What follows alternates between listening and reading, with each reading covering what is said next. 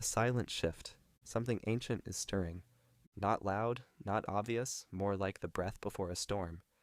You can feel it, not in headlines or history books, but in the strange tension of your bones, in the still moments when time forgets to move. The air feels different, as though charged with invisible memory. There's a sense that something is ending, but also something is beginning. Not out there in the noise of the world, but deep within the architecture of your own being. Old truths feel like costumes now, tight in the chest, foreign on the tongue. And the systems that once gave direction are dissolving like paper in rain. You were taught to seek meaning in symbols crafted long ago, to chase truth in temples built by other hands. But now, those symbols are fading, and the temple is your own body. We are living in the breath between epochs. A liminal threshold where one world is folding, and another pulses just beneath the veil. This isn't chaos, it's choreography. Some call it collapse, others call it awakening. But beyond the names and narratives, something deeper is whispering. The age has changed, not because a calendar turned, but because consciousness did. Chapter 1. The Architecture of Time. We were raised to think of time as a straight line, ticking clocks, linear progress, a past left behind, a future ahead. But time, in its truest form, is not a ruler. It spirals. The ancients knew this. Long before telescopes and satellites, they watched the stars and listened. They mapped the heavens not just to track seasons, but to decode the invisible rhythm behind reality itself. Earth doesn't simply orbit the sun. The entire solar system arcs and spirals through the galaxy, completing a grand circuit known as the Great Year. A 25,920-year cycle that turns like a sacred wheel through 12 cosmic ages, each one a chapter in the evolution of human consciousness. We are not just moving through space, we are moving through frequency. As our planet slowly tilts and wobbles on its axis, a phenomenon called the precession of the equinoxes, the backdrop of constellations shifts, and with each new alignment, a new energy emerges, a new invitation, a new myth waiting to be remembered.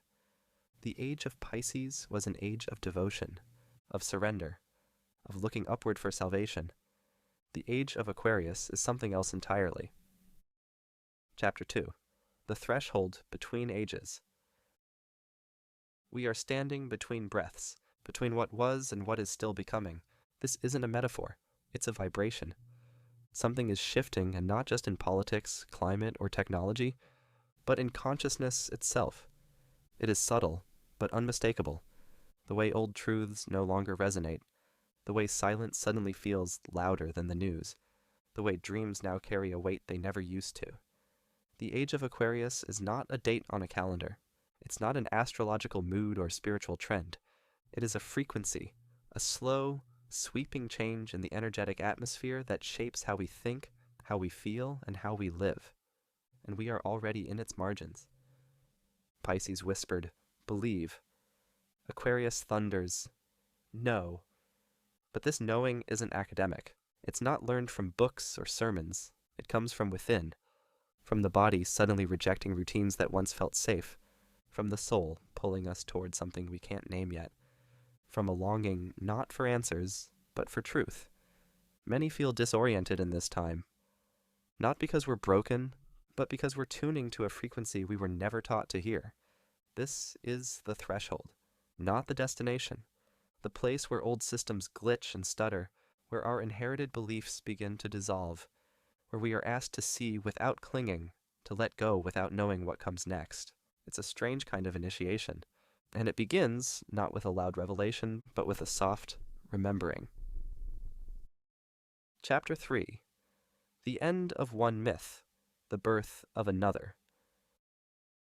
For more than 2,000 years, we lived under the spell of Pisces, an age of devotion, of sacrifice, of reaching for the divine through faith, surrender, and spiritual intermediaries.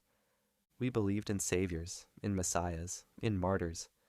We found meaning in suffering, purpose in obedience, safety in structure. It was a time when humanity looked upward for answers, to the heavens, to the scriptures, to those deemed closer to the divine. We were taught that holiness was reserved for the chosen, that truth came through someone else. But no myth lasts forever. The Piscean Age gave us deep emotional waters, but it also bred illusion. It fed the idea that salvation came from outside of us, that redemption could be earned by rejecting parts of our human nature, that the sacred and the sinful could never be reconciled. Now, the current shifts.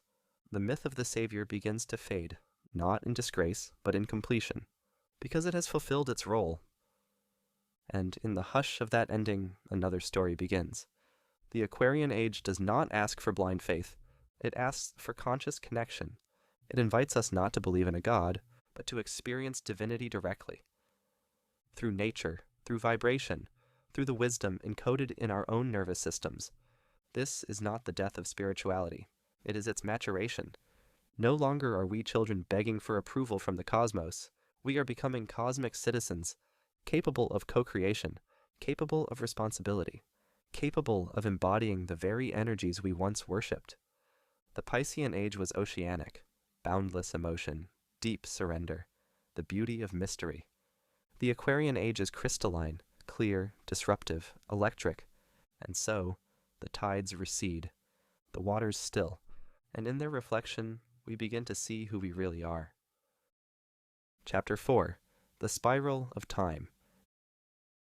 Time is not a clock on the wall. It is not the clicking of seconds or the crawling of days. It is not the artificial structure handed to us by calendars, timetables, or deadlines. Time, real time, is spiral. The ancients knew this. They did not measure time in minutes, but in movements, of stars, of seasons, of souls. They watched the heavens turn, not just as astronomers, but as listeners of the great cosmic rhythm. To them, time was alive, breathing, turning, evolving. In the Mayan calendar, time was a wheel within a wheel. In Vedic astrology, yugas spun across millennia. In Egyptian temples, architecture aligned with stellar shifts to mark the dawn of each new age. They didn't just observe the stars, they remembered them. Today, we've lost that memory. We've been taught to see time as linear. A past we can't change, a future we can't touch, and a present slipping between our fingers. But that is an illusion. The spiral still turns. One complete cycle, called the Great Year, takes nearly 26,000 Earth years to unfold. 12 ages, each lasting around 2,160 years. Pisces was one. Aquarius is next. And as the Earth wobbles on its axis, shifting our view of the stars over the centuries, our consciousness wobbles too. What we value, what we fear, what we create, all of it transforms with the sky. The transition is slow, almost invisible. But like a tide, you feel it before you see it. This is why so many people feel displaced, why systems that once made sense feel hollow, why traditions lose their spark and structures feel foreign. We are turning, not away from the past, but deeper into the spiral, into what has always been unfolding.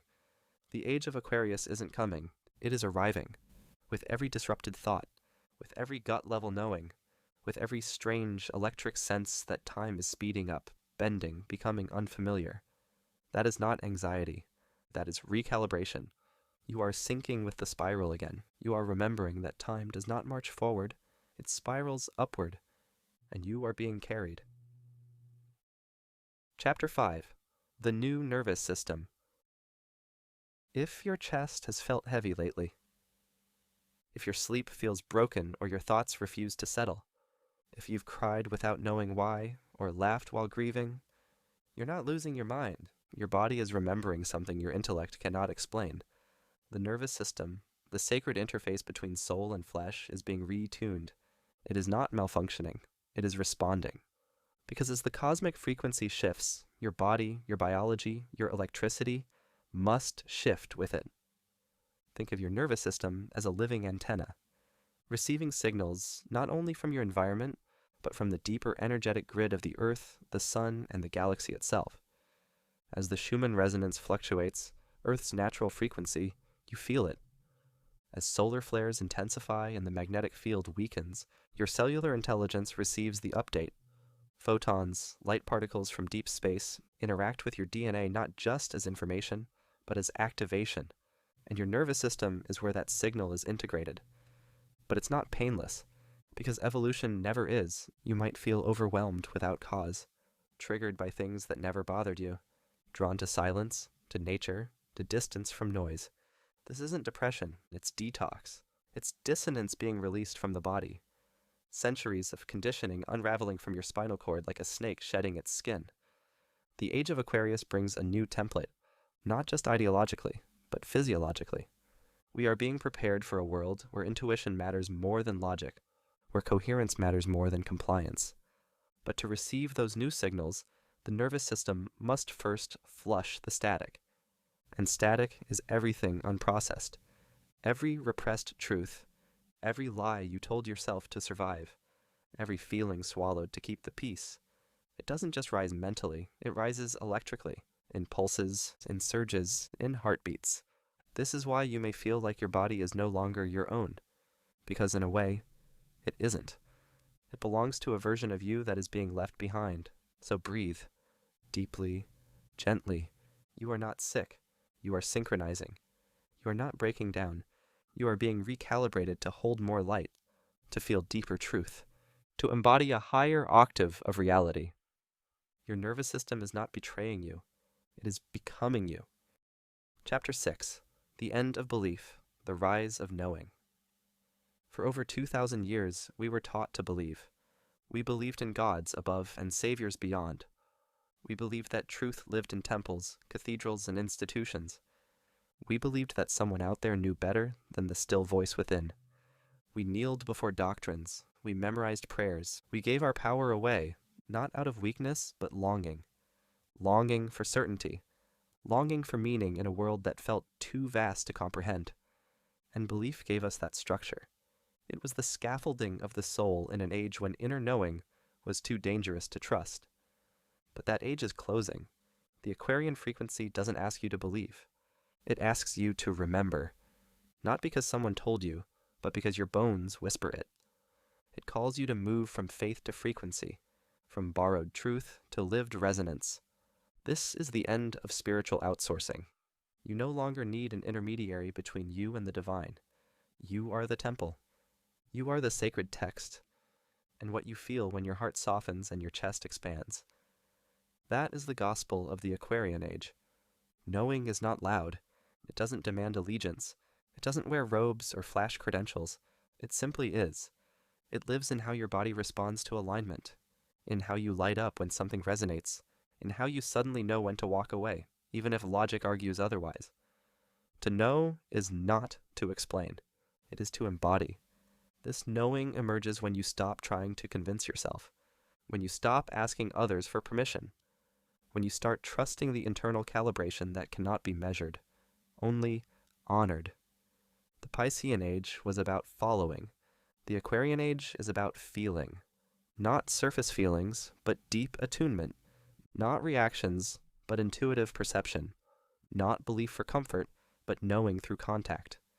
This knowing is what mystics once called gnosis. It is not acquired, it is unveiled.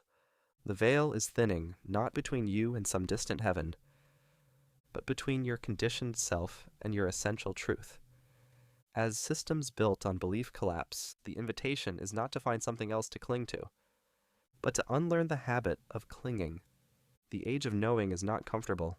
It demands that you sit with the unanswered. It demands that you become a vessel for paradox, because knowing, true knowing, can hold both shadow and light, without needing either to be wrong. It is a state of frequency, a coherence between soul and body. It is the end of searching for meaning, and the beginning of radiating it. Chapter 7. Quantum Earth and the Sacred Rebalancing. Beneath your feet, the earth hums, not metaphorically, but literally. A living pulse, a measurable rhythm. A consciousness ancient and aware. Science calls it the Schumann resonance, an electromagnetic frequency hovering around 7.83 Hertz. But long before it had a name, the sages of every tradition simply called her Mother. She is not inert mass. She is a bio-intelligent, evolving consciousness, a sentient being breathing through soil, sea, storm, and silence. Modern man paved over her heartbeat with concrete and forgot how to listen. But you haven't. Because your body remembers. It remembers her language. in the stillness that settles when you walk barefoot on grass, in the surge of clarity when you stand near crashing waves, in the release that comes not from therapy but from thunder. You're not imagining it. Your nervous system is in dialogue with the planets. Your emotional storms are syncing with hers. Your cycles are orbiting hers. You are not on the Earth. You are of the Earth. And now she is shifting. The planetary frequencies are rising, pulses of photonic light entering from the galactic core. Solar storms, magnetic anomalies, surges in the Schumann field. To the unconscious, these are just data points. To the attuned, they are signs, signals, that Earth herself is entering the Aquarian current, and as she rises, so must we. Or we fracture. This is why old systems are collapsing, why familiar patterns no longer comfort, why you feel overstimulated by things that once made you feel safe. Your internal software is updating. The dense energies of the Piscean age, fear, control, sacrifice, hierarchy, cannot run on this frequency. They stall, they sputter, they crash. This is why you may feel overwhelmed without cause, why your skin feels too thin, your emotions too close, why sleep is interrupted by dreams that feel like messages, why silence is no longer empty but alive. You are not sick, you are sinking. Gaia, the living Earth, is not punishing us. She is recalibrating us, but she cannot do it alone. She needs us to remember how to receive her, to slow down enough to listen, to soften enough to attune, to return the reverence that's been missing for centuries. This isn't about becoming an eco-warrior overnight. It's about realigning your frequency with the planet you are inseparable from. It's about eating in a way that harmonizes, consuming in a way that respects, breathing in a way that honors, because the Earth doesn't ask for protest. She asks for presence. She doesn't demand guilt. She invites grounding. She isn't looking to be saved. She is looking to co-evolve. The Aquarian age is not about escaping the physical. It's about sanctifying it. It's about rebalancing what's been distorted. The masculine energy of order, logic, and linearity has reigned unchallenged for too long. It's given us technology, progress, and structure, but it's also bred control, dominance, and disconnection. The feminine frequency, the principle of intuition, creation, and cyclical wisdom, was never meant to be erased. It was meant to balance. And now, it returns, not just through women rising, but through the return of feminine energy in all of us. Men remembering how to feel, systems learning how to flow, cultures rediscovering the wisdom of rest. This is not about gender, it's about polarity, and the sacred rebalancing of what was severed. As above, so below, as within, so without. As Gaia rises, so do we. Chapter 8. The Collapse of Systems and the Rise of Inner Authority. You can feel it, can't you? That strange, quiet knowing that the world around you no longer fits, that institutions built to guide us now seem hollow, that the stories we inherited about success, security, power, are unraveling at the seams. Governments falter in plain sight. Economies tremble on borrowed time. Education systems feel like relics, and religion struggles to ignite what it once did. This isn't decay, it's decomposition. What once ruled us is returning to soil, because the Aquarian age doesn't come to improve old systems, it comes to dissolve them, to return us to something primordial, inner authority, not power over others, but sovereignty over self. This is why the external noise feels unbearable, why more information doesn't bring more clarity, why belief in outer saviors is being burned at the altar of direct experience. We're not meant to outsource truth anymore. We're meant to embody it. And this is where it gets disorienting, because if you are no longer defined by a job title, a political party, a cultural script, or even a spiritual identity, who are you? This is the question of the Aquarian threshold. Not what do you do, but what do you resonate? In the Piscean age, we looked up for answers, to priests, to kings, to ideologies. We gave away our power for the promise of protection. We traded intuition for dogma. We followed rules etched in stone, thinking that safety lived in obedience. But Aquarius shatters the stone tablets.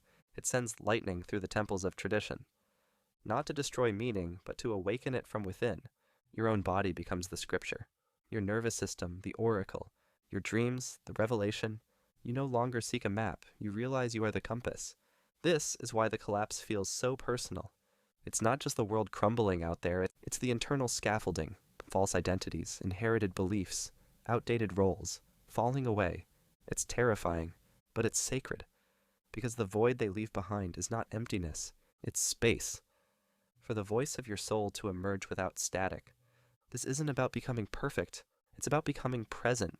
It's not about burning down the world in anger, it's about withdrawing your frequency from anything that no longer aligns. The systems only survive when we feed them, with our attention, our energy, our belief. And now, people are unplugging, quietly, deliberately, not with slogans, but with discernment. They are choosing silence over screens, stillness over speed, integrity over popularity. And as they do, the false scaffolding collapses, because without your belief in it, it has no structure. Without your energy, it has no power. This is the age where the silent becomes seismic. The revolution doesn't need permission. It doesn't need to be televised. It's happening in bedrooms lit by moonlight, in quiet journal pages soaked in truth, in the invisible decisions that ripple through the grid. This isn't the fall of civilization. It's the rise of consciousness. The old guard is not being attacked. It's being outgrown. And in the vacuum they leave behind, a new template arises. Decentralized, fluid, conscious. A world built not on compliance, but coherence. Because when enough people root into their own signal, the frequency tips, and the world reshapes itself. Chapter 9. The Frequency of the Future. The future doesn't arrive on a schedule. It pulses in waves. It reveals itself through resonance. Not in forecasts or blueprints, but in the subtle way your body responds to certain people, ideas, environments. A tightening, a softening, a knowing. Because the future is not a place we go, it's a vibration we meet. In the Aquarian age, we are learning to orient not by goals, but by frequency. This is not a metaphor, it's a biological truth. Your heart emits an electromagnetic field measurable from several feet away. Your brain operates in electrical pulses, syncing with rhythms of the earth itself. Your cells respond to light, sound, thought. You're not just affected by your environment, you tune to it. And so, the invitation becomes this. What are you tuning to? The news cycle or the lunar cycle? Fear signals or soul signals? Urgency or presence? Aquarius teaches us that time is not linear, it's vibrational. The next version of your life exists already, not ahead of you in distance, but beside you in frequency. When you match it, you merge with it. This is why logic won't always explain what's happening. You're not climbing a staircase, you're leaping dimensions. The person you used to be can't come with you, not because they were wrong, but because they have served their resonance. And now, your field is shifting. You might find yourself craving solitude, waking up at odd hours, sensitive to noise, artificial light, certain foods, conversations that once felt comfortable. It's not regression, it's refinement. Your nervous system is clearing static. Your DNA is responding to higher inputs. Photonic light, cosmic radiation, collective emotion. The universe doesn't upgrade you through words, it upgrades you through energy. And those who resist this shift will find themselves in friction. No external achievement will satisfy. No distraction will numb. Because the frequency mismatch is no longer subtle. It's visceral. The body knows what the mind has not yet admitted. We're not just living through change, we are becoming the change. The new world is not waiting for better politics or more innovation. It's waiting for enough souls to hold the new resonance, to live it, to emanate it, not preach it, broadcast it. Because the future doesn't need slogans, it needs coherence. And you become coherent not through perfection, but through presence. By choosing alignment even when it's inconvenient. By trusting your intuition even when it makes no sense. By walking away from what drains you, even when it looks successful. This is what it means to be a frequency keeper. Not to have all the answers, but to become the signal that awakens remembrance in others. You won't need to explain yourself. Your vibration will say everything. And when enough people live like tuning forks, resonating with truth, amplifying authenticity, refusing to collapse into distortion, the future reveals itself, not as an invention, but as a memory of what's possible. when human beings become congruent with their souls. Chapter 10. Remembering the Sacred Feminine. She was never gone, only forgotten, buried under centuries of conquest, logic, and linearity, misnamed as weakness, dismissed as irrational, shamed into silence. But the sacred feminine never stopped breathing. She only went underground, into the roots, the rivers, the wombs, the dreams. And now she's returning, not to take over, but to bring balance. In the age of Pisces, we were taught to transcend, to rise above, to reach God through detachment and denial of the body, to favor the sky over the soil. But Aquarius turns our gaze inward, and the sacred feminine is the guide. She does not speak in commandments. She whispers in symbols. She doesn't move in straight lines. She spirals. This return is not just about women, but about a principle long exiled from the collective psyche. The part of us that knows without evidence, that heals through presence, that creates from chaos, that listens before it speaks. The sacred feminine is not soft in the way we've been taught to dismiss softness. She's the force that cracks stone through stillness. She is fertile darkness, the void from which stars are born. She is moonlight on wounds, rain over fire, blood that remembers. And you feel her rising, in your need for rest, in the pull to nature, in the sudden intolerance for performance. She's there when your body says no before your mouth does. She's in the ache you can't intellectualize, in the longing to return, not to a place, but to a way of being. For thousands of years we exalted the rational mind. We made gods of logic. But what has logic alone ever truly healed? The feminine heals in circles. She doesn't demand proof. She invites you to feel. And in this Aquarian frequency, feeling is knowing. You are not broken because you feel too much. You are remembering a language that predates words, a wisdom encoded in water, in touch, in rhythm. The feminine is not chaos. She is order in a form we haven't been trained to recognize. Intuitive order, energetic architecture, the natural intelligence of gestation, of seasons, of grief. To walk with her is to unlearn the cult of constant productivity, to honor ebb as sacred as flow, to cry without apology, to create without needing it to be perfect or profitable. And yes, she's rising in men too, in every soul that's tired of the armor, that's done performing strength and ready to embody it, in every voice learning to speak from the heart instead of above it. The sacred feminine is not a trend. She is a return, a recalibration, a necessary medicine in a world spinning too fast to hear itself. And when she moves through you, you'll know, not by what you can explain, but by what you can finally feel again. Chapter 11. Technology and the Soul. The machine was never the problem. The disconnect was. For centuries, we viewed technology as the opposite of the soul. Cold, artificial, soulless. But what if it's only a mirror, a tool that reflects the consciousness of the hand that builds it? In the age of Pisces, we feared the material. We saw the sacred as separate from circuitry. But Aquarius dissolves this illusion. It whispers, even the electric can become divine if consciousness leads. We are now surrounded by devices that remember more than we do. That think, compute, even predict. We carry libraries in our pockets. We speak to algorithms. We outsource memory, attention, desire. And yet, something feels off. The more connected we are, the lonelier we've become. The more information we access, the less meaning we seem to find. Because it is not the tool that guides us forward.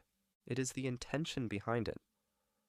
Aquarius asks, will we build machines that mimic our soul, or machines that help us return to it? This is not a call to reject innovation. This is an invocation to awaken within it, to ask, does this app soothe or sedate? Does this platform amplify truth or addiction?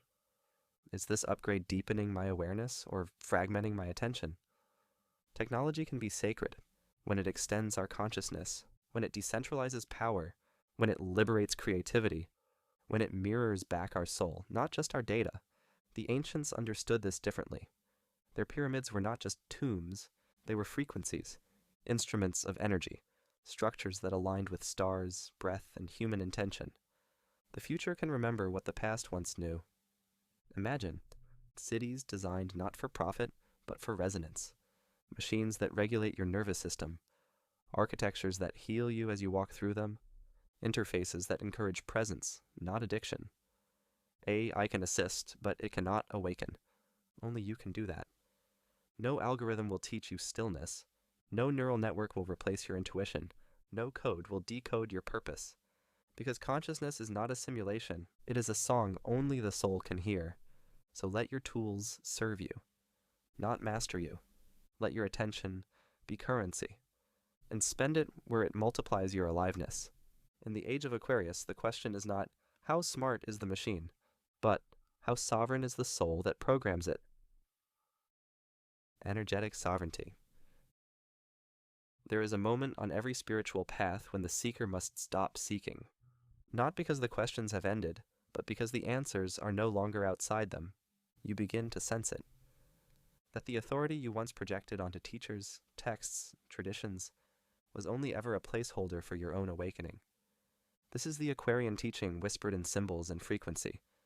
Sovereignty is not rebellion, it is remembrance. Not a separation from the divine, but the collapse of illusion that said you were ever apart. When you stop outsourcing your wisdom, your timeline accelerates, not in speed, but in clarity. You begin to see through the mirage of culture, through the noise of narrative, through the performance of meaning. You realize that consciousness doesn't beg to be believed, it asks to be felt. And your alignment becomes your compass, subtle, sacred, undeniable. Because sovereignty isn't about having the loudest voice in the room. It's the stillness that can't be shaken. It's the integrity that can't be bought. It's the vibration that rearranges the world around it without needing permission. In the age of Aquarius, your greatest revolution will not be spoken. It will be radiated. You are the portal. Somewhere between silence and sound, between the heartbeat and the breath, a threshold appears. Not a gate in the sky, but one that lives behind your sternum. A portal that opens only when you begin living like your frequency matters. This is the secret no age ever fully told you. You don't watch the future arrive, you become it. Every thought, a tuning fork, every choice, a vibration, every belief, a broadcast. There is no counsel more powerful than your coherence. No ritual more potent than your presence. No spell more sacred than what you say when no one is watching. And so you start to pay attention, not with paranoia, but with reverence, to the way your nervous system responds to a room, to the people who drain versus those who ignite, to the way certain foods, ideas, timelines resonate or repel. This isn't spiritual elitism, it's energetic discernment. You are remembering that you were always a node in the cosmic web, a transmitter and receiver, tied to Gaia by biology, tied to the stars by soul. And when you stop leaking energy to stories that don't serve your expansion, you become the walking, breathing signal of what's coming. The body is the instrument, the soul is the signal. The heart is the interface, and you are the portal. The final transmission. There will come a day, perhaps it is already here, when the veil between the real and the remembered becomes so thin, you'll start to feel the future inside your skin. Not as imagination, but as instruction. You will wake not with dread, but with design. The grief you've been carrying will finally reveal its sacred root. It was never meant to break you. It was meant to hollow out the spaces where light would later be poured in. And in that moment of collapse, you'll realize you weren't collapsing. You were being calibrated. The frequencies of this new age will not speak your language. They will speak your essence. You will not understand them with the mind. You will feel them in the marrow. And when they arrive, they will ask only one question. Are you aligned enough to receive what you once prayed for? The age of Aquarius will not be built in one day. It will not descend from the heavens like a pre-written script. It will be authored in real time by beings brave enough to embody a vibration the world forgot. You who kept listening even when no one else did. You who cried in the dark and called it initiation. You who lost everything and still dared to believe in light. You are the answer to prayers you don't remember making. You are the future you thought was missing. And when the final transmission pulses through the field, when the great alignment tips from potential into manifestation, it will not be a bang, it will not be a shout, it will be a hum, a resonance, A yes. A quiet, holy yes. From a soul who finally remembered, I am the frequency. I am the new age. I am the signal the cosmos has been waiting for.